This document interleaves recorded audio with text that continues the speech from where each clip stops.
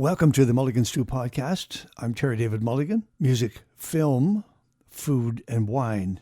In this case, we're talking about music primarily, although Daniel Lanois, our guest for this show, also makes film. As a matter of fact, if I'm not mistaken, he has the soundtrack to the Red Dead Redemption 2 coming out in May or June with D'Angelo, Willie Nelson, Rocco DeLuca, Josh Homme, Rhiannon Giddens. I mean, it's really good. Plus the music of Daniel Lanois. So watch for Red Dead Redemption 2 soundtrack coming this year, 2020. Daniel Lanois grew up in Hull, Quebec, the wrong side of the tracks, as he likes to say. And in that household, because there was almost nothing else to do and they didn't have a lot of money to be thrown around, they made their own entertainment in the kitchen and the living rooms and the basements of those houses, playing fiddles, whatever they could get their hands on. And so as he was growing up, music was like breathing in and out. It was basic stuff. And then his mom split, took the kids with her, never looked back, headed for Hamilton, Ontario, Ancaster, if I'm not mistaken. And Daniel and his brother took over the basement, started a small recording studio just for themselves, just to fool around. It became the Grant Avenue Studios, and it started his recording career. And he made music. He made enough music there, Martha and the Muffins, etc., that Brian Eno, of all people, heard what he was trying to do in the studio, make the studio an instrument in the process. They hooked up, and then it started to roll from there. As a matter of fact, Brian Eno is re-releasing their album Apollo, and it's being all boxed up this year. Watch for that. From Brian Eno and working with Brian, he became friends with and in demand for U2, for Unforgettable Fire and Joshua Tree and Achtung Baby in Berlin, All That You Can't Leave Behind and No Line on the Horizon, Grammy Awards, of course, and world fame. Peter Gabriel wanted that same Lanois influence, and so he produced So and Us. Both of them were huge successes. He then worked with Bob Dylan, started with Oh Mercy, and then Time Out of Mind, and of course that was Grammy crazy. Worked with Robbie Robertson on Somewhere Down That Crazy River, that album. Emmylou Harris's Wrecking Ball. See, the problem is if I get going, this will be longer than the actual interview. But here's something that Daniel said. I operate under the banner of soul music, music that just feels right and comes from a truthful place. And he shows himself in his latest release, which was Heavy Sun. He'll be doing a Heavy Sun tour this summer, hopefully coming to the festivals, which is where I found him. Backstage, which is really in the middle of a field at the Edmonton Folk Music Festival of a couple of years ago. He was on one of the side stages at the time. And he and I hadn't seen each other since an event that took place. Oh, hold on a second. I got to think about this. There was a huge protest in British Columbia in 1993. The logging industry's practice of clear-cutting rainforests, particularly in Clayoquot Sound, which was the last old growth that we could actually lay claim to. And I was following the story. Midnight Oil was there, Hothouse Flowers, Crash Vegas, and the Tragically Hip, and Daniel Lanois. And we all sort of ended up in Calgary, where we recorded the single Land. And that's the last time Daniel and I saw each other. And finally, some 20 years after recording that single in Calgary, I see him backstage at the Edmonton Folk Music Festival. And this is the conversation we had of those times and his wishes to get out of the studio and get back onto a live stage again. Here's a conversation with a wonderful man, Dan Lanois. Hey, hi everybody. It's been a while. Huh? I'm trying to figure out when it was. You know what? I'm thinking that maybe you and I last saw each other when you recorded Land in Calgary in 1993, 21 years ago, yeah. July 31st. Yeah. Midnight Oil. Yeah, Midnight Oil. That guy went on to be Minister of Culture. I thought he was going to be Prime Minister of Australia. I think maybe he saw enough of politics and said, maybe not. Yeah. You just came off that stage 3, and there was it felt like a celebration. I felt that maybe you had escaped four walls, the studio, and that felt like a celebration out there, that music. Well, Terry, I think you're not too far off, because a couple of weeks ago I just had this moment of awareness. Over the few times in my life, the light came to me, and it came to me a couple of weeks back, and it said, it's enough in the studio. Take the studio to the stage, because we do beautiful things on stage because of spontaneity working in our favor, and we get to have an exchange with an audience. So that's it. It was my attempt today to introduce a little bit of electronica that we play on top of, and I get to sample and dub on top of that, and it's really exciting for us. So I think from here on I'm going to include at least 4 pillars of electronics in my set, and we hope to play some festivals where it's mostly electronic. So it's okay. Studio to the stage. It's time. Very true. It's interesting. Randy Newman once said he showed up at the Commodore with just a grand piano. I said, you could bring an orchestra. You could bring anybody you wanted. He said, I don't want anything to get between me and the audience. I understood that. Yeah, well, good for him, because, he's largely driven by lyric and song. So it's for him, the clarity of his songs would certainly come through in a pure form like sure. that. There is freedom. You've literally been celebrating this. You have shown up in so many different musical genres and formats, and your summer's not done. Where did it start? Well, I think the summer, if we think of life as a summer sure. itself, I'm just one of the lucky ones. I wake up in the morning inspired and full of ideas, and I keep chasing my dreams, man. And I'm wearing a little silver antique turquoise piece, silver and turquoise, and the native man I bought it from said it stands for one's capacity to seek the unknown. I said I want that to be my line of work. That's me. Yeah. There's an album coming called Flesh and Machine. When will we see it? Flesh and Machine comes out in October on a great label out of Los Angeles called Anti Records. Yeah. And a very adventurous label, and they're really supporting me on this.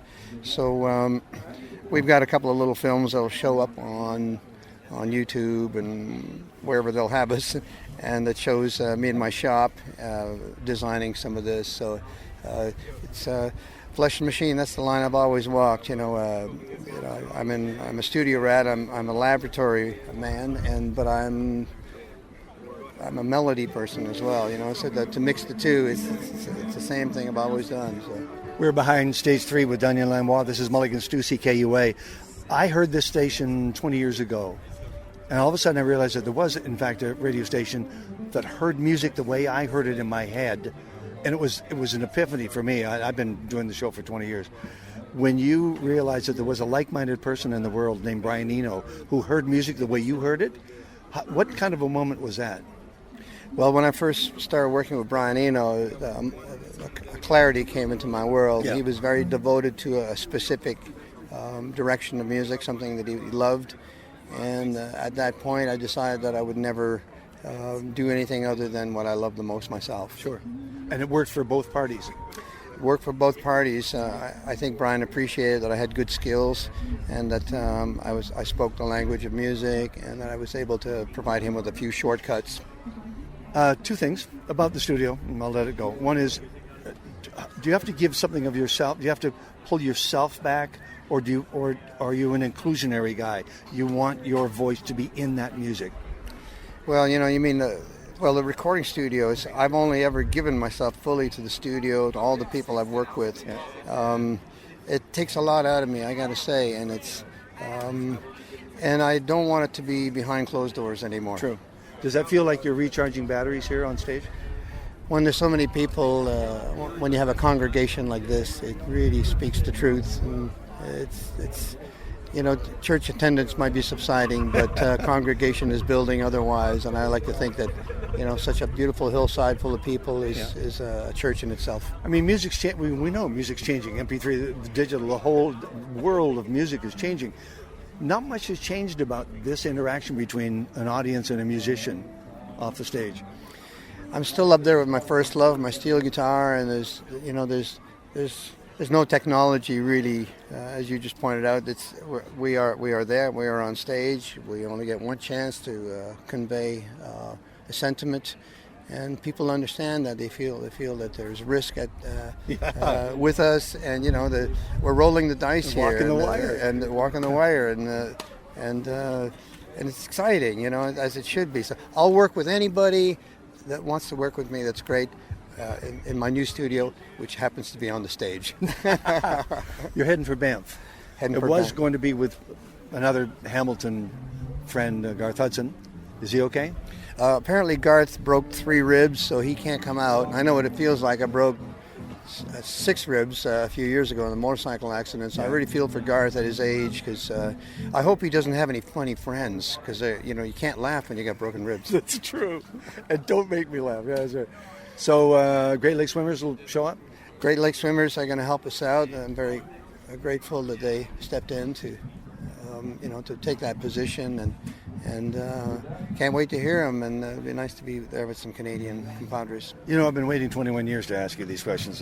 I see that you're not done yet, because the Greenbelt Harvest Picnic, you're going to MC it on August the 23rd in Hamilton. You know that? You know that, don't you? Yes. Yeah. Well, the Greenbelt Harvest Picnic it's a festival that I started with a friend of mine, J.P. Gauthier, and we celebrate locally grown, regionally grown foods, organic.